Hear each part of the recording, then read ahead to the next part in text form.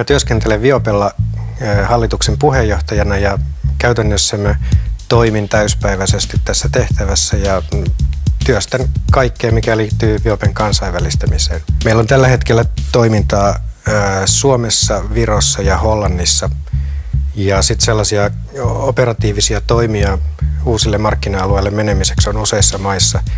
Ehkä pisimmällä näistä ollaan Ghanassa, Afrikassa, joka ei ole kaikilla ensimmäisenä mielessä. Meille tuli töihin Kwame, jonka juuret ja koti on Ghanassa ja hänellä oli oikean tyyppinen persoonallisuus ja hänellä oli myös oikeanlainen tausta. I went with the company, the chairman, to Ghana for 1 week trip, which we really presented the software to about 4 universities and 1 company. Me käytiinkin siellä paikan päällä ja nyt ollaan tilanteessa, että meillä on useita eri neuvotteluja käynnissä ja oletan, että päästään julkaisemaan tämän vuoden aikana tieto siitä, että Viope on avannut toiminnan Ghanassa.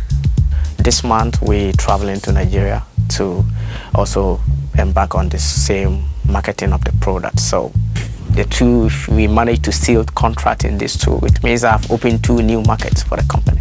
Me rekrytoidaan tällä hetkellä voimakkaasti Suomessa asuvia ulkomaalaisia ihmisiä ja korkeakoulut yleisesti ja Laurea tässä tapauksessa varsinkin, niin ne on hyvin voimakkaasti paikkoja ja alueita, joista sellaisia ihmisiä löytyy. Korkeakoululla on tietenkin ensinnäkin vahva motivaatio tehdä työtä yritysten kanssa ja korkeakoulujen kannalta tämä yritysyhteistyö on niin kuin ihan rahoituspohjankin kannalta, niin se on ihan välttämätöntä. Eli meillä on kyllä hyvin suuri motivaatio siihen ja meillä on siihen resursseja. The best way to go abroad or international is to use the international students. And that could have been a big hit and companies here could have gone far than maybe they have done.